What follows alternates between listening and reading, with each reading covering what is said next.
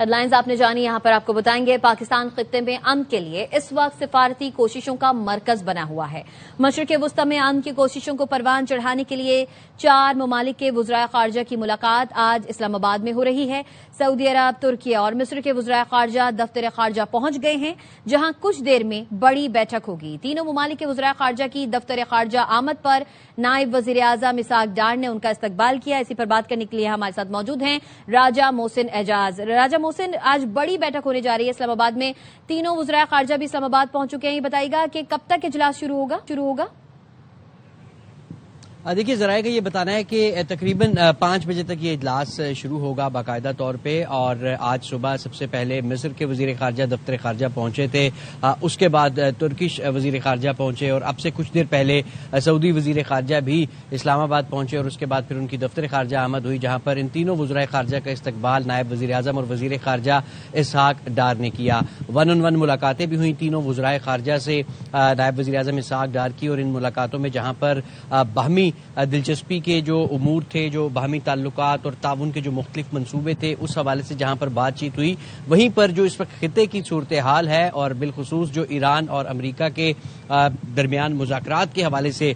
جو کوششیں پاکستان جن کو لیڈ کر رہا ہے، اس حوالے سے تفصیلی طور پر تبادلہ خیال کیا گیا، اور جو اعلامیے جاری کیے گئے ان ملاقاتوں کے دفتر خارجہ کی جانب سے، اس میں یہی کہا گیا کہ ان تمام ملاقاتوں کا میں یہ زور دیا گیا کہ صرف اور صرف مکالمہ اور سفارتکاری ہی اس موجودہ صورتحال کا واحد حل ہے، اور پوری کوشش کی جا رہی ہے کہ کسی طریقے سے امریکہ اور ایران کے جو مذاکرات ہیں وہ شروع ہوں، تاکہ جو اس وقت خطہ جنگ کا شکار ہے اور مسائل ہیں بہت زیادہ اس وقت آبنائے ہرمز کو بھی لے کے، تو اس تمام تر صورتحال پر جو ہے وہ ان ملاقاتوں میں بھی بات چیت ہوئی ہے۔ تاہم جو اصل اس وزٹ کا جو مقصد ہے ان وزرائے خارجہ کا، وہ اجلاس ہے جس کی صدارت نائب وزیر اعظم اور وزیر خارجہ اسحاق ڈار کریں گے، اور اس 4 فریقی اجلاس میں یہ طریقہ کار جو ہے وہ وضع کیا جائے گا کہ کس طریقے سے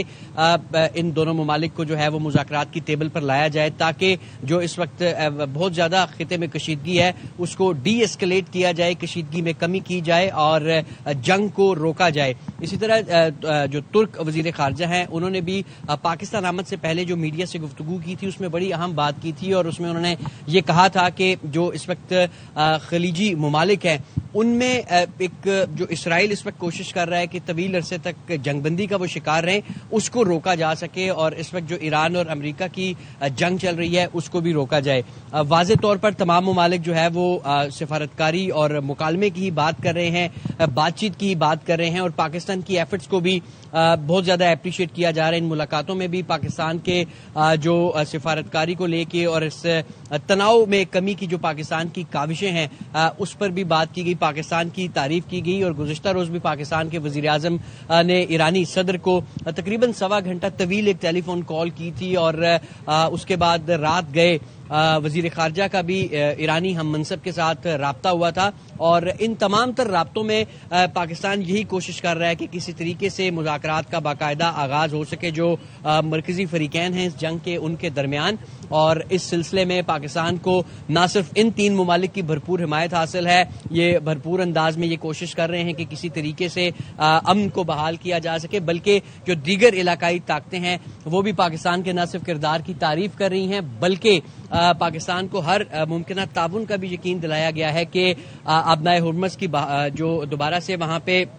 حالات نارمل کرنے کے حوالے سے، اور اس کے ساتھ ساتھ جنگ بندی کے حوالے سے پاکستان کی کوششوں کی ہر طرح سے جو ہے وہ مدد کی جائے گی۔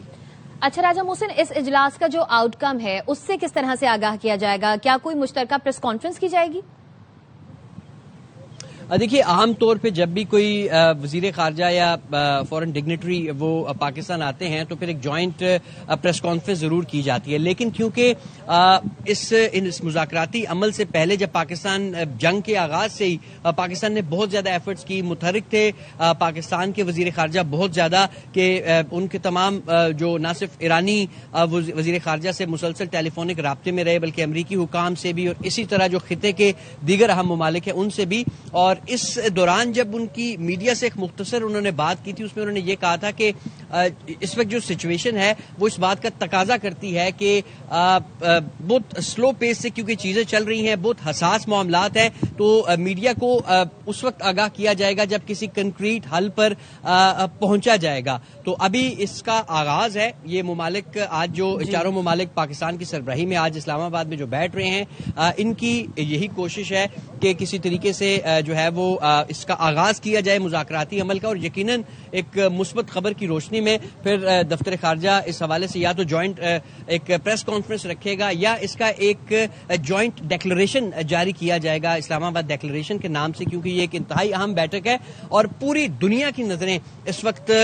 پاکستان پر ہیں کہ پاکستان کیونکہ اس پورے پروسیس کو لیڈ کر رہا ہے۔ تو بالکل راجہ محسن، اور پاکستان خطے میں امن کے لیے اس وقت سفارتی کوششوں کا مرکز بھی بنا ہوا ہے۔ راجہ محسن اعجاز ہمیں اپڈیٹ کر رہے تھے، آپ کا شکریہ۔